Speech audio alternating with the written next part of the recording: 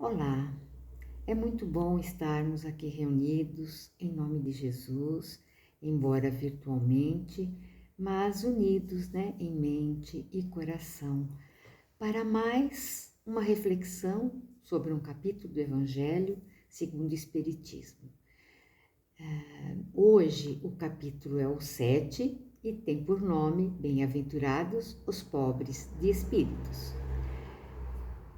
No item 11, tem o orgulho e a humildade. E é sobre isso que a gente vai falar um pouquinho hoje, sobre o orgulho, aquilo que esse sentimento que nos faz sermos egoístas, que nos faz sermos arrogantes, ambiciosos. Então é um sentimento que vai totalmente contrário à humildade que Jesus veio nos mostrar, Por isso que ele dizia, bem-aventurados os pobres de espíritos, pois deles é o reino dos céus. Quando Jesus disse, por pobres de espíritos, Jesus não entende os homens, assim, desprovidos de inteligência, mas os humildes. Ele diz que o reino dos céus é deles e não dos orgulhosos. Deus quer espíritos ricos de amor e pobres de orgulho. Os pobres de espírito são, portanto, os humildes, que nunca mostram o que sabem e nunca dizem ter o que têm. A modéstia é seu distintivo. E sem a humildade, nenhuma virtude se mantém. Então, quando Jesus nos convida a ser humilde e contrário, ao orgulho, ele está nos convidando, a ter essa virtude para um dia ir encontrar com ele no reino dos céus. Então, o orgulho que nós temos, que vem enraizado em nós temos que tentar combatê-los da melhor maneira possível, porque a humildade que Jesus nos mostrou, exemplificou de tantas formas, é o que vai nos fazer caminhar, em direção à nossa elevação espiritual. Então, os pobres de espírito são os que sabem amar a Deus e ao próximo tanto quanto amam a si próprio, Então, são aqueles que têm a total humildade. Jesus, sempre contavam alguma história em forma de parábola para deixar que seu ensinamento fosse bem absorvido, falando na linguagem daquela época, mas até hoje elas nos servem. E nesse capítulo em especial, ele fala sobre a parábola dos primeiros lugares. Então, resumidamente, essa parábola fala sobre uma festa, sobre um casamento que era uma festa, e Jesus reparou que as pessoas, queriam logo se sentar nos primeiros lugares. E iam correndo, sentando, pegando os melhores lugares.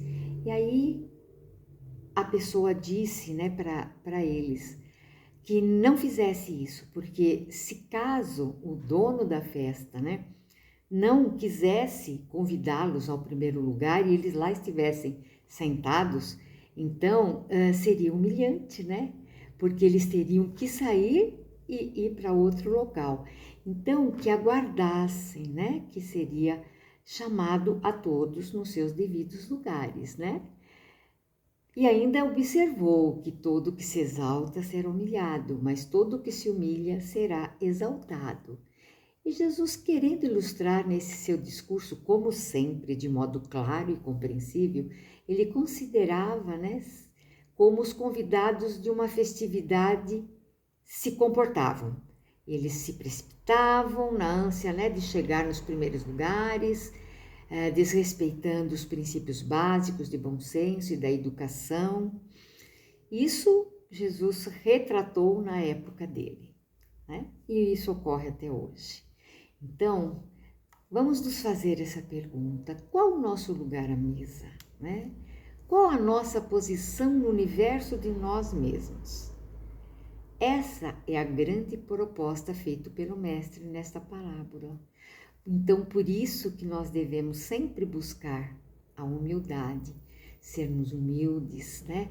Sempre pensando, né, naquilo que Jesus nos ensinou e fazer essa reflexão. Qual é o meu lugar na mesa, né? A mesa simbolicamente. E outra reflexão maior ainda, né? Qual o nosso lugar na vida, né? Como que eu estou me comportando diante da vida? Como que eu estou me colocando? Tenho escutado a voz da alma, que é Deus em nós, ou tenho ouvido apenas a opinião e conceito dos outros, né? Nada pior, né, do que nos sentirmos deslocados na escola, na profissão, no círculo social ou mesmo entre familiares, porque deixamos outros pensarem por nós. Ser humilde é procurar a origem real das coisas, não com os olhos da ilusão, mas com os da realidade, despojando-se da imaginação fantasiosa nascida naqueles que sempre acham que merecem os melhores lugares em tudo. E aí que a gente percebe o orgulho, né? Que é sempre estar em primeiro lugar, né? Quem encontrou o seu lugar respeita invariavelmente o lugar do outro, pois divisa a própria fronteira e, consequentemente, não ultrapassa o limite dos outros, colocando em prática o amor ao próximo, que é a máxima que Jesus nos trouxe, né? E dizendo que o reino do céu é do simples, quis Jesus significar que a ninguém é concedido entrar nesse reino sem a simplicidade do coração e humildade do espírito. Que o ignorante possuidor dessas qualidades será preferido ao sábio, que mais crê em si do que em Deus.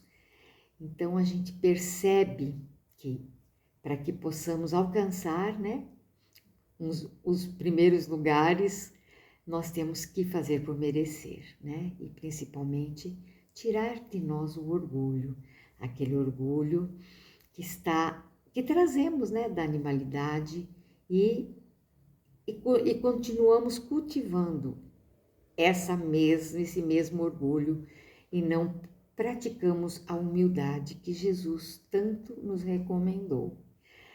Agora, se pensarmos que todo sentimento, né,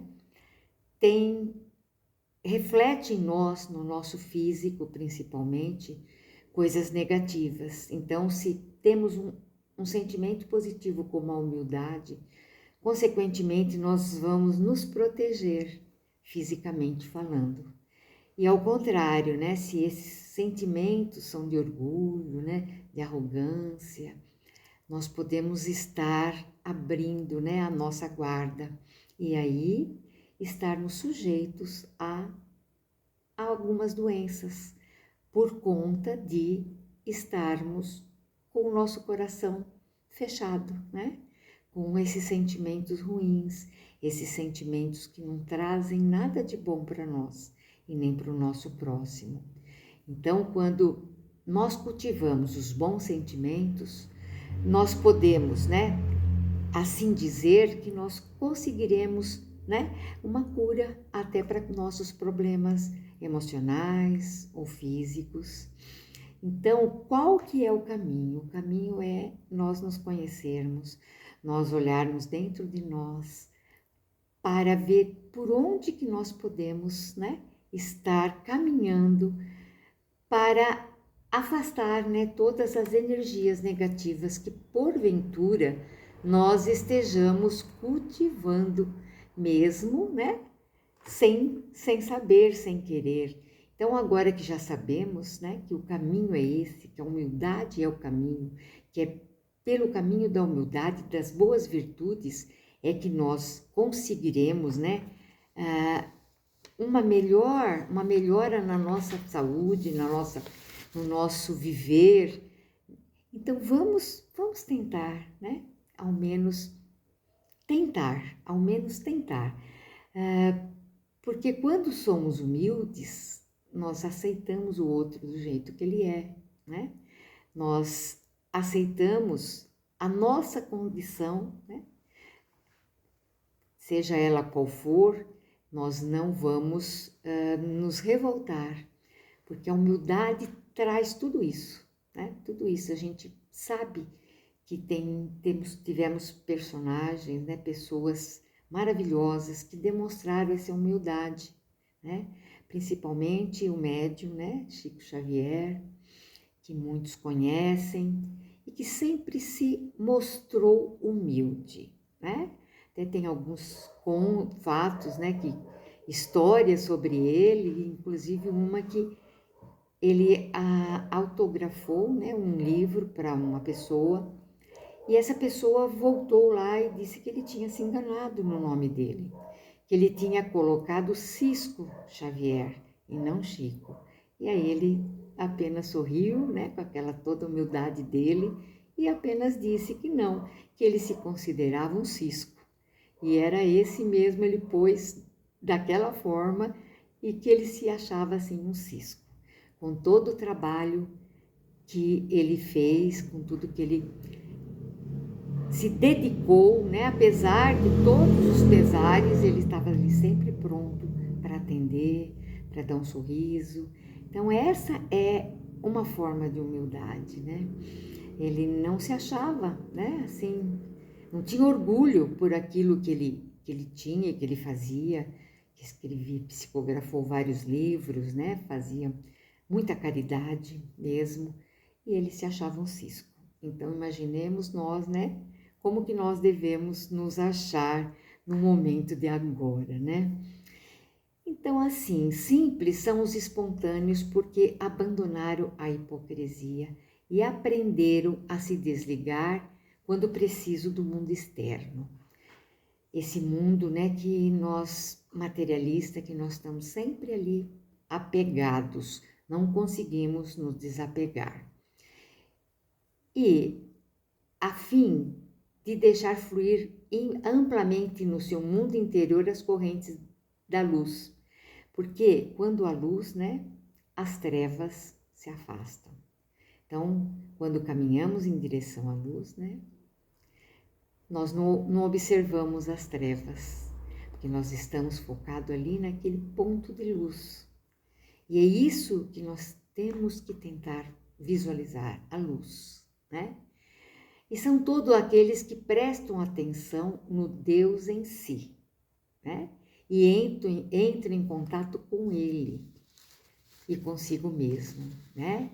São, enfim, aqueles que já se permitem escutar sua fonte de inspiração e, ao mesmo tempo, confiar nela plenamente.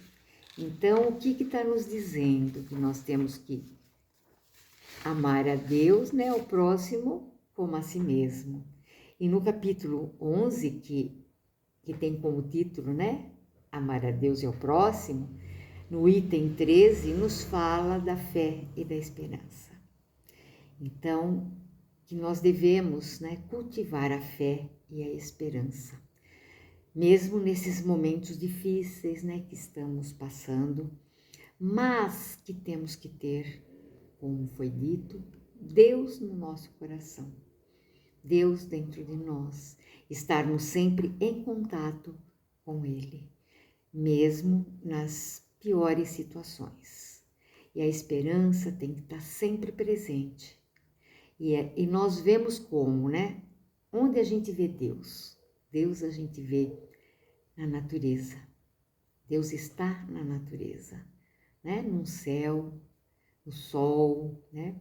Nas plantas, nos animais, enfim, em tudo que tem aqui nesse planeta, Deus está. No universo, Deus está. E é nele que nós temos que nos focar.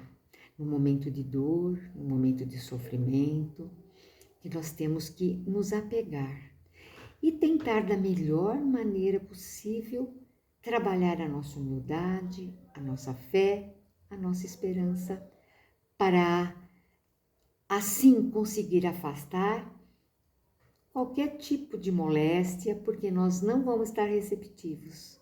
Nós vamos estar firmes e fortes na fé.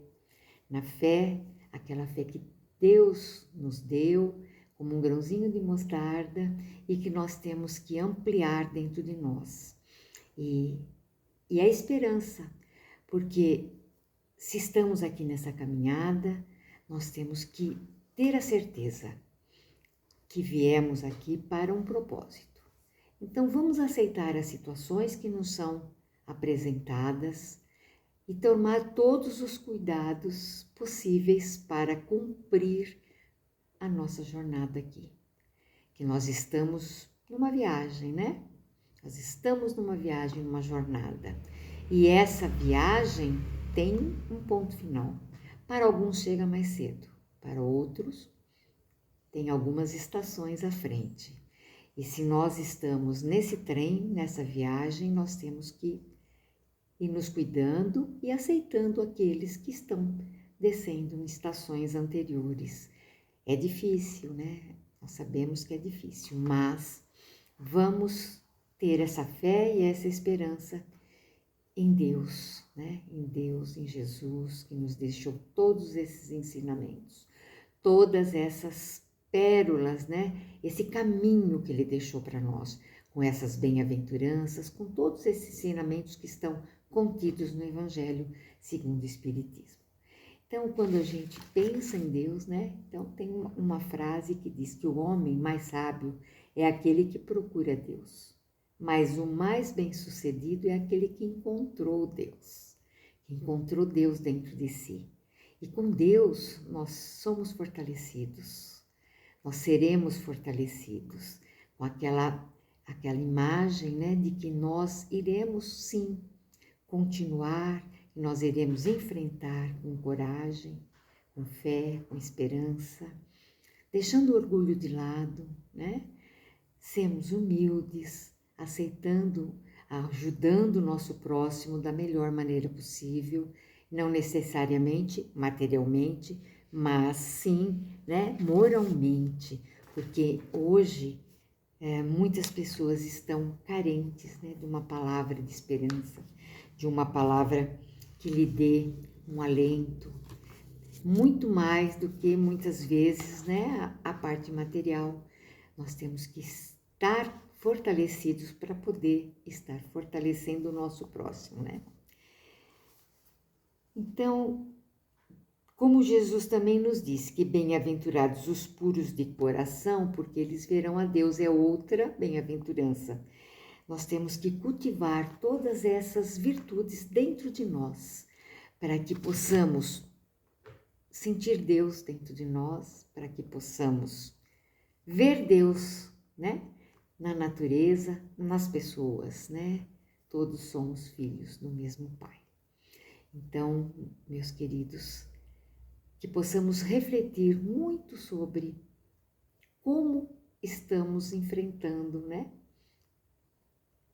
A nossa humildade, como que nós estamos trabalhando a nossa fé, a nossa esperança, para que possamos estar saudáveis, para que possamos trabalhar dentro de nós os sentimentos positivos, embora muitas vezes é um pouco difícil, mas não é impossível.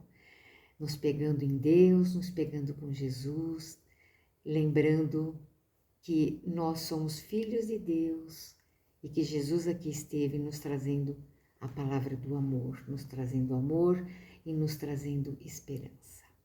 Então, que todos nós possamos, durante a semana, pensar, né?